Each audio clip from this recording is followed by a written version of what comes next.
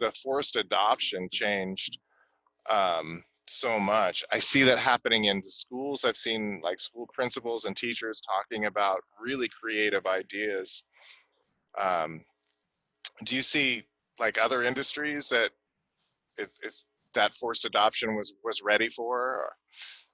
Well, the industry I can speak the best to is industries that rely on, tools for learning. And Yeah. I'll tell you something that I could imagine changing more because of this. Would be Mm-hmm. even in the area of education, high school, middle school, not just higher ed, where we Yeah. do have some customers. I'll tell you something that's always been an advantage of a tool like Cerego.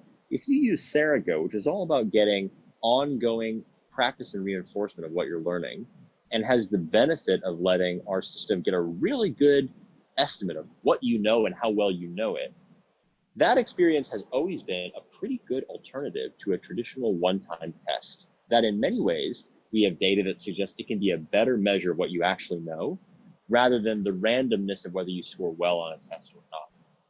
That's true even before people were forced to learn at a distance. But something we're seeing is some of our school customers who are fearful about whether using a traditional test is the right approach, given that students are on their own, theoretically could spend more time trying to cheat or get their way around an exam.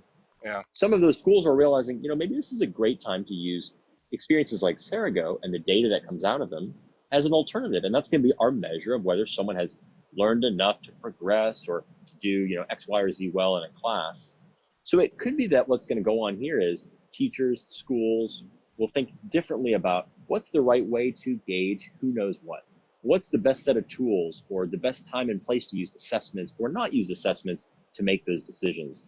And if in the end, what they turn to are the best ways to let students really demonstrate what they do know and not penalize them for having one bad luck day when they take a test, that'd be a really nice change and a good outcome. So I could see some things like that changing in behavior on the education side for sure.